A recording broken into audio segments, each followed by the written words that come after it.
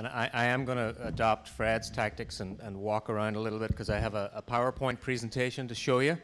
And if we can get it fired up here.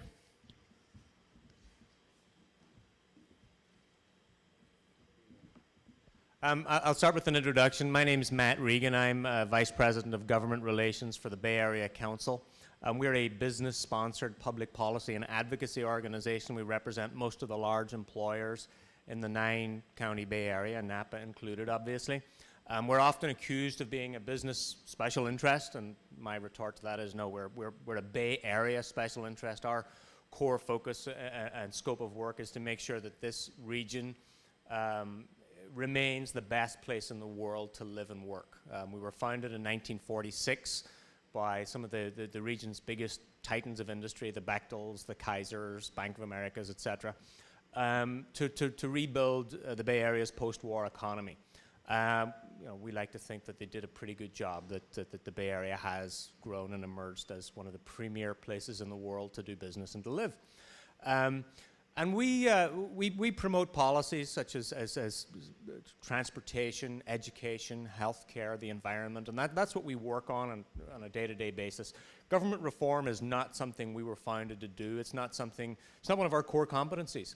But we slowly came to the realization that no matter how hard our businesses work, how hard our local governments work, how hard our school districts, our school administrators, our teachers work, there's nothing we can do to improve this region or even maintain our standard. Because Sacramento is so dysfunctional and corrupts everything that we do in our day-to-day lives. Be that, again, business, government, schools, whatever. The dysfunction flowing out of Sacramento corrupts everything that we do.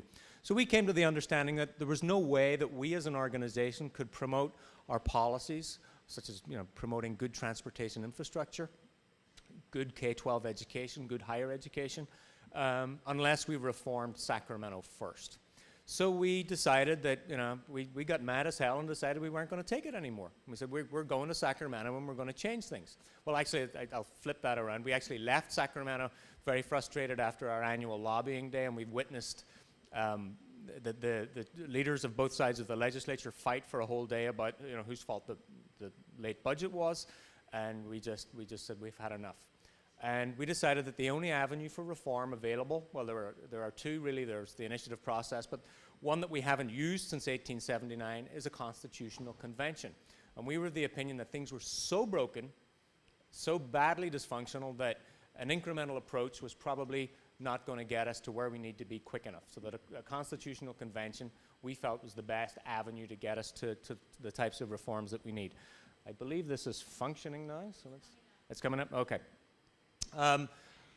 Other states have constitutional conventions quite regularly. California hasn't had one since 1879. Our constitution is the third longest in the world, after India and Alabama. Alabama's currently having a constitutional convention, so pretty soon it'll be India, then us. I'm going to use my prop here. Is this your?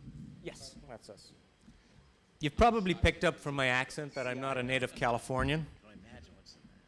I'm from Ireland originally. I'm a naturalized citizen. And when you become a citizen of the United States, they give you a little book. It's this book. It's called American Legacy, the United States Constitution and Other Essential Documents of American Democracy. It's not a very big book. This book contains, and this is not the full contents, the Mayflower Compact of 1620, the Declaration of Independence, 1776, the Constitution, 1787, the amendments to the Constitution, the Northwest Ordinance, speeches from Alexander Hamilton, John Jay, James Madison, the Federalist Papers, George Washington's farewell address, Thomas Jefferson's first inaugural, Andrew Jackson's proclamations, Horace Mann's Seneca Falls Declaration, Sojourner Truth, Abraham Lincoln's first inaugural, the Emancipation Proclamation, the Gettysburg Address, Susan B. Anthony, Theodore Roosevelt, Woodrow Wilson, John F. Kennedy, and Sarah Palin. Just checking to see who's awake. All in this little book. This is the California Constitution. It's 200 pages, 500 amendments. We call it the Winchester Mystery House of Constitutions. Constitutional scholars hold it up as an example of a document that should not be a constitution. It's the laughingstock of world constitutions. We like to, well, it's our opinion that all of the dysfunction that you witness in Sacramento is enshrined and flows from this document. So, California state government is broken. We know why. It can't fix itself. We rank last in pretty much every metric that states are judged by. Just a generation ago, we were first. We were called the Golden State, not just because we had gold, but for a number of other reasons. We had the best K-12 education in the system. Now it's the worst. We had the best ranked legislature in the nation. Now it's the worst. Our budgeting system, as Fred explained, we're ranked last in how we do budgets. Our higher education system was once the envy of the free world. And you just have to look at the newspapers recently, student protests. We're now killing the goose that laid the golden egg, the UC system. Our prisons are overflowing. We now have a federal judge in charge of California's prisons. And he's about to release 30,000 prisoners out onto our streets. We used to have, our highway system used to be the envy of the world. We used to have the best highways in California. Now we have the two most traffic congested regions in the nation, the Bay Area and LA. And of course, local governments are hobbled by unfunded mandates and a stranglehold from Sacramento. And there is no magic elixir for reform. There is no silver bullet.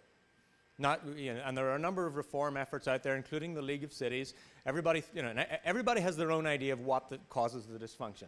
It's Democrats, it's Republicans, it's too much taxation, it's too much spending, it's not enough taxation, it's illegal immigration. Everybody's right and everybody's wrong to one degree or another. But it's all enshrined in the Constitution. So the budget. I won't dwell too much on the budget because Fred gave a very, very good summary of the budget dysfunction. But we have the worst credit rating in the nation, and we just got downgraded again last week. We were 50th. Are we below American Samoan? I mean, it's it's laughable. But when you think every time we pass a bond, Wall Street starts rubbing its hands because California pays more for our bonds than any other state. It impacts us as taxpayers. And then, our spending mandates create a $20 billion a year structural deficit. And where do they get that money from? As Fred explained, they take it from you guys. And we have, elections and initiatives. Our electoral system produces a highly polarized legislature. California's seats are mostly safe, and you can redraw the lines any which way you want. They're still going to be mostly safe. We have self-selected where we live. Democrats are going to live in San Francisco. Republicans are going to live in Rancho Cucamonga, and it doesn't matter how you draw the lines. They're always going to vote that way. So what happens is the real race is always in the primary. And if you want to win the primary in a safe Democratic seat, you run hard to the left. And the vice versa is true in the Republican seats. So a very small number of special interests, powerful special interests, control those primaries, and then they control the candidate when they get to Sacramento.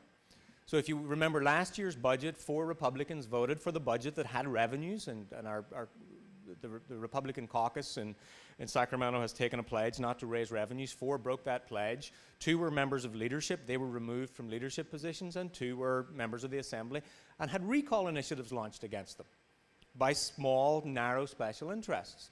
That should not be how things work. They voted their conscience. They voted the way they thought they needed to vote to balance the budget, and they were recalled.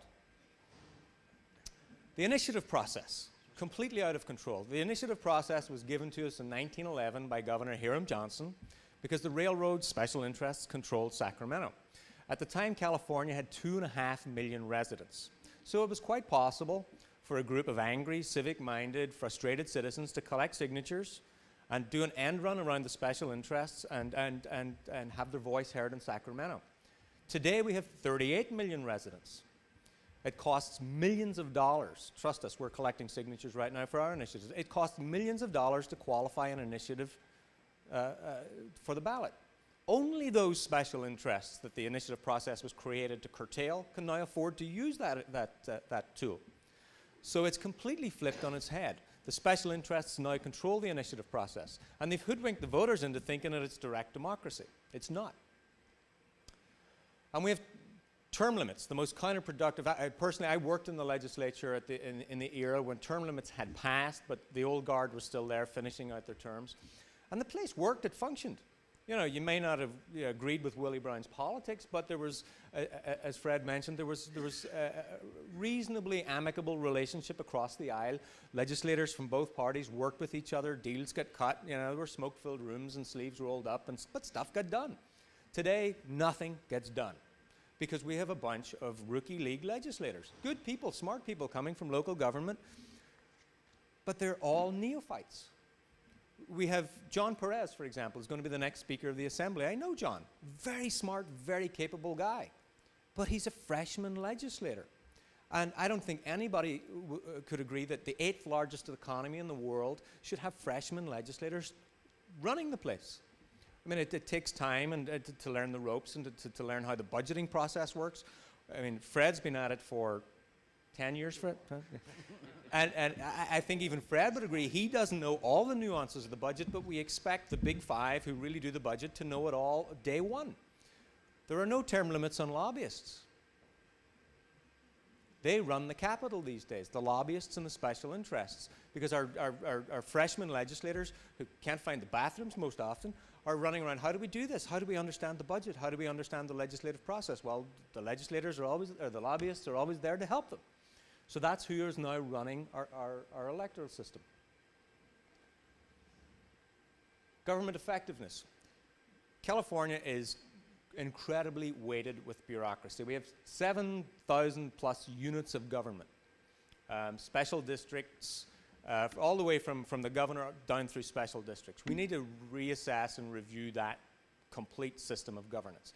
And if you look at the bureaucracy in Sacramento alone, we have, I think, about 20 special committees in Sacramento. There was an article that the Bee ran several months ago that have fully paid up staff, committees, legislative committees, that haven't met for over 2 years. Staff making $100,000 a year to staff these committees that haven't had a meeting to discuss a single bill in 2 years. We need to review that process, all of that bureaucracy, and give the people a government that they deserve for their tax dollars. We can't have the revenue conversation with the voters of California till they feel like they're getting value for the dollars that they're currently spending. And trust me, they're not there yet. There are no review processes or sunset provisions to make sure that government actually works. Texas, for example, has a sunset commission for every single state bureaucracy. Every bureaucracy, every 10 years, comes before the sunset commission, and they have to justify their budget to the commission. This is what we give the taxpayers of the state of Texas for their dollar. And if the commission says, well, you know, we think you're doing a great job, we recommend that you maintain your budget, congratulations, come back, see us 10 years. If they're not doing a good job, if they don't feel that the taxpayers are getting value for money, they can abolish that organization altogether, that bureaucracy, or roll them into another state agency where they feel that things will function better. I mean, the Integrated Waste Management Board is one that's sort of, it's the Full Employment Act for termed out legislators. It's where they go to make $150,000 a year and meet once a quarter to talk about recycling batteries. Governance. As Fred mentioned, Prop 13, what Prop 13 essentially did was it took local money and it sent it to Sacramento, and that's where money goes, so flows power. So it's centralized power in Sacramento. And Sacramento, with your tax dollars, with local tax dollars, they take it, they impose a bunch of mandates, and they give you pennies back on the dollar. And it's kind of ironic to hear the governor go to Sacramento, or go to Congress and say, we're getting pennies back on our dollar. And well, he does the same to you. Takes your money and gives you pennies back on the dollar with a bunch of mandates. And our executive branch should work as a team. We have a governor and a lieutenant governor from different parties. And quite often the lieutenant governor is, taking shots at the governor because he wants his job. It shouldn't work that way. So the result, the people of California have clearly lost faith in our state government. There was a poll that came out, I believe there's a more recent one the PPIC did just last week that has the legislature at 21%. The last one I saw, approval rating, the last one I saw was 14%. I don't know what they did in between to get a 50% hike in approval, but I guess when the numbers are so small, the margins of error get quite large. There's no accountability. And if you look at the budget, for example, because we have a 2/3 requirement to pass a budget, the Democrats can quite rightfully say, well, it's not our budget. And Republicans say, it ain't our budget. And when the budget's messed up as it is every year, there's nobody to blame. There's no accountability. And term limits also flow into that. when legislation gets passed, when the unintended consequences of that bad legislation eventually come to fruition, the legislator who wrote it's gone. So there's no accountability, and there's no incentive for legislators to be accountable, to actually do the right thing. It's really easy to take shortcuts and take the easy decisions, make the easy votes, because you're going to be gone when the brown, smelly stuff hits the white worry thing. And people are disgusted over special interest influence, and I think I explained how that works. Because of our primary system, the special interests in Sacramento control things. They've got a gun to the head of our legislators, and it shouldn't work that way. So a constitutional convention, we feel that because our problems are so entangled with each other that you can't take rifle shots at individual problems and expect to cure the whole thing. And the League of Cities are playing defense on your behalf to defend local tax dollars, and so they should, and have an initiative to protect local tax dollars. And there have been several in the past, Prop 1A and Prop 42, to try and keep local tax dollars local. It's like, I don't know if you remember high school history, but in Ireland we studied European history. It was like the French building the Maginot Line between France and Germany in the 30s. This big concrete wall with guns to keep the Germans out. The Germans just drove their tanks through Holland all the way around and invaded France from the back. The state does that every time the local government passes an initiative. They'll always find a way to get around it and steal your money. But you should still play defense, but they're always going to find a way to steal your money. The solution to fixing that problem, the ultimate solution, is what France and Germany ultimately did. They became friends and allies. Sacramento and local government should not be constantly fighting each other. And pre-Prop 13, actually, it worked that way. There was a civilized and cooperative relationship between state and local government. We need to restore that again so that Chris and his colleagues don't have to constantly be going to the ballot to defend their budgets. I'll skip through the polling, but because it's pretty obvious what people trust themselves to fix the problems, not really the legislature, the governor, or pretty much any other organization other than themselves. Technical arguments when we run the polling numbers for and against the Constitutional Convention, even with the supporting arguments and opposing arguments brought to the voters, this is standard polling techniques. If you tell a voter, firefighters, police, teachers all say a Constitutional Convention's a bad idea, would you still support it? It still polls very highly. So what a Constitutional Convention actually is. It's a convening of citizens of the state to review the Constitution and propose amendments. And we need two propositions to get this done. The current state constitution only allows our legislature by a 2/3 vote of both houses to call for a constitutional convention. We need to amend the state constitution to allow us, the people, to call for a constitutional convention. So that's our first proposition. The second proposition is the actual calling of the constitutional convention, defining the parameters of the Constitutional Convention. It's very important that you know that this is a limited Constitutional Convention. Not all issues within our Constitution will be up for discussion. We're going to firewall off all the social issues, marriage, prayer in schools, guns, gambling, all of that stuff off the table. It bears no weight or it has no relevance to how we actually govern as a state. And it would, so limiting the scope of the Constitutional Convention, and then describing the delegate selection process. That's the toughest nut to crack. Who gets to sit in this convention and make these weighty decisions? And again, these are the issues, and you have some handouts again that describe the issues that the convention will be allowed to discuss. So who will be in the room? This was quite an interesting process on how we got to this selection model, and it was well, the rooms weren't smoke-filled, but there were a lot of coffee cups and a lot of donuts and a lot of gray hairs as the process moved along. But for the longest time, we thought that let's make it a completely random selection process. We want this to be, we don't want anybody to say that there's a business organization's thumb on the scale, that it's weighted in favor of any particular special interest. We're a special interest. We're a Bay Area special interest. But we didn't want anybody to accuse us because we knew that the attacks would come not so much in the product of the convention, rather towards the process, that it's not fair, it's weighted, it's not really the voice of the people. So we wanted to go with a completely random selection process, and the model we came up with was to have a number selected randomly per assembly district, say 400 people, and they would be selected through voter rolls, DMV rolls, taxpayer rolls, citizens of voting age. And they would then caucus in a room like this for a weekend, perhaps, and they would be told what a constitutional convention would involve, what their responsibilities would be, what they would be allowed to discuss and not allowed to discuss. And then they would then caucus and self-select a smaller number to represent their assembly district.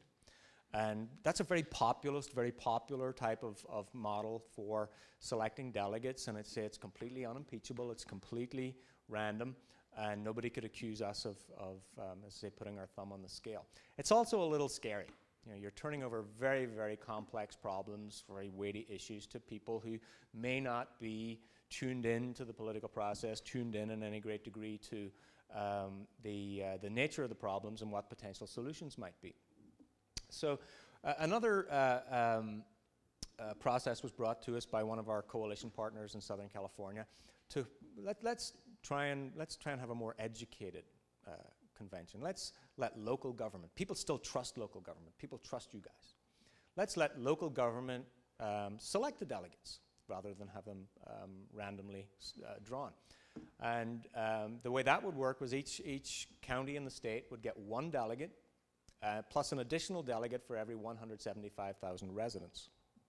That works out, it's close enough for government work, works out as demographically proportional across the state. And each county would have a selection committee comprised of 2 members of the County Board of Supervisors, 2 city mayors, and a member of the County Board of Education. And that 5-member panel would, by majority vote, select that county's one or multiples thereof of delegates. That gives you a much more educated, much more in tune, much more civically engaged delegate, because they will likely be members of the PTA, members of neighborhood associations, members of the Chamber of Commerce, members of labor organizations, folks who really understand the nature of the problem and have ideas for solutions. So these were the two major models, and we thought, well, you know, they both have pros and cons. And, well, let's have both. We're having a hybrid constitutional convention. Both sets of delegates will sit in the convention, both the randomly selected from the assembly district and the appointed by local government, plus 4 for the state's Indian tribes. That's proportional to their current population.